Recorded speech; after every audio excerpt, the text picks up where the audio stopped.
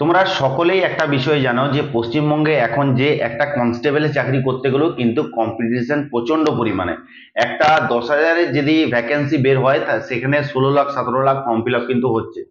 তো তোমরা যদি ভাবো যে বাজার থেকে কিছু বই কিনে আনলাম, কিছু খাতা কিনে আনলাম, এবং যদি একটা ধরো কম্পিটিটিভ এক্সামে যদি কোনো কোচিং সেন্টারে ভর্তি হয়ে গেলাম, তাহলে কিন্তু যে তোমার চাকরি হয়ে যাবে তা কিন্তু নয়। এটা কিন্তু তোমাদের একদম ভুল ধারণা। কিছু কিছু শর্ট ট্রিক আছে, কিছু কিছু শর্ট মেথড আছে, যেগুলো তোমাদেরকে অ্যাপ্লাই করতে হবে। যদি তোমরা অ্যাপ্লাই সেগুলো না করো, তোমরা কিন্তু আগামী দিনে চাকরি কেন, চাকরির ধারে পাশেও পৌঁছাতে পারবে না। আগামী দিনে যদি চাকরি করতে চাও, আজকের থেকে একটা নতুন সিরিজ শুরু করলাম, যেটা হচ্ছে তোমাদের চাকরি পাওয়ার শর্ট ট্রিক। কিভাবে তোমরা পড়াশোনা করবে, কোন কোন জিনিসগুলো পড়বে, সবকিছু বিষয় তোমাদেরকে আজকে পার্ট বাই পার্ট তোমাদেরকে বলতে থাকবো। তো অবশ্যই অবশ্যই যারা চ্যানেলে নতুন এসেছো, চ্যানেলটা সাবস্ক্রাইব করে নাও। ভিডিওটা ভালো লাগলে অবশ্যই লাইক করবে, লাইক সবাইকেই করতে হবে। এবং চ্যানেলটা যদি প্রথম এসে থাকো, অবশ্যই চ্যানেলটা সাবস্ক্রাইব করে পাশে থাকা বেল আইকনটা অবশ্যই ক্লিক করে দেবে, যাতে আগামী দিনে যে ভিডিওগুলো আপলোড করবো তোমার কাছে তাড়াতাড়ি পৌঁছে যায়। তো আজকের যে টপিকে কথা বলবো সেটা হচ্ছে তোমাদের previous year, most be important previous year. Previous year খুবই একটা গুরুত্বপূর্ণ হয়ে দাঁড়ায় তোমাদের জন্য। কারণ কেন তোমাদেরকে বলে দিচ্ছি, দেখো, একটা যখন তুমি কোনো কিছু একটা পড়াশোনা করতে যাবে, ধরো তুমি কনস্টেবলের জন্য যদি পড়াশোনা করতে যাও, বা পিএসসি এক্সামের জন্য যদি পড়াশোনা করতে যাও, বা ডাব্লিউবিসিএস এর জন্য পড়াশোনা করতে যাও, তো তোমাকে জানতে হবে যে তোমাকে কতটা পড়াশোনা করতে হবে। দেখো, কম্পিটিটিভ এক্সামে তোমরা সকলেই ভালো করে জানো যে কম্পিটিটিভ এক্সামে যে কোনো সিলেবাস বলে কিছু হয় না। তোমাকে সবকিছুই পড়তে হবে, তোমাকে সবকিছু জিকে পড়তে হবে, তোমাকে সবকিছু ম্যাথ পড়তে হবে, তোমাকে সবকিছু রিজনিং পড়তে হবে, সবকিছু জিনিস তোমাকে কিন্তু জানতে হবে। তার মধ্যেও প্রত্যেকটা এক্সামের নিজস্ব একটা করে এরিয়া থাকে, ঠিক আছে, একটা সিলেবাস থাকে। সেই সিলেবাস তোমাকে জানতে গেলে তোমাকে প্রিভিয়াস ইয়ার ফলো করতে হবে। তো প্রিভিয়াস ইয়ার ফলো করার জন্য একটা শর্টকাট ট্রিক্স তোমাদেরকে আমি বলে দিচ্ছি। তোমরা 2013 সাল থেকে যত ওয়েস্ট বেঙ্গলের আন্ডারে যত এক্সাম হয়েছে, যেগুলো প্রাইমারি এক্সাম বাদ দিয়ে school service, SSC school service কমিশনারের যে এক্সাম, সেইগুলো বাদ দিয়ে যত এক্সাম হয়েছে সেই কোশ্চেনগুলোকে তোমরা নিজের কাছে করো, প্রিভিয়াস ইয়ারগুলোকে কমপ্লিট করো। ওকে। এবং তোমরা যদি কনস্টেবলের জন্য প্রিপারেশন নিচ্ছ, আশা করছি আমার ভিডিওটা যতজন দেখছো তারা West Bengal police constable, Kolkata police কনস্টেবলের জন্য প্রিপারেশন নিচ্ছ। তো তাদের উদ্দেশ্যে বলে রাখি, তোমরা কনস্টেবলের যত এক্সাম হয়েছে 2013 সাল থেকে, সেই কনস্টেবলের এক্সামের কোশ্চেনগুলোকে এক জায়গায় করো, ঠিক আছে।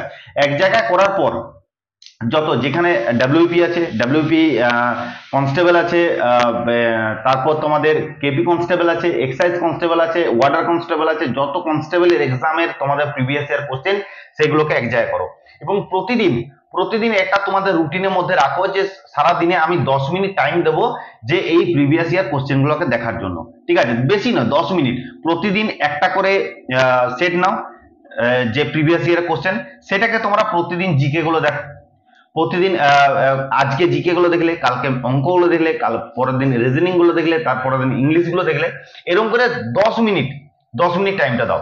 এই 10 মিনিট যদি তুমি টাইমটা দাও, তখন তোমরা বুঝতে পারবে যে আমাদের পড়াশোনা কোন কোন চ্যাপ্টার থেকে কোন কোন বেশি নাম্বার আসে, কোন কোন চ্যাপ্টার থেকে কম নাম্বার আসে, এবং কতটা আমাকে এরিয়াতে পড়াশোনা করতে হবে, ঠিক আছে।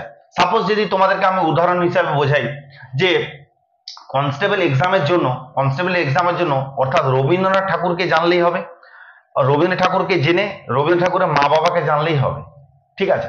এরপর রবীন্দ্রনাথ ঠাকুরের ঠাকুর দাদাকে, ঠাকুমাকে যদি জানতে চাও, সেটা কিন্তু ডাব্লিউবিসিএস এর তোমাদের সিলেবাসের মধ্যে চলে যাবে। বুঝতে পারছো আমি কি বলতে চাইছি?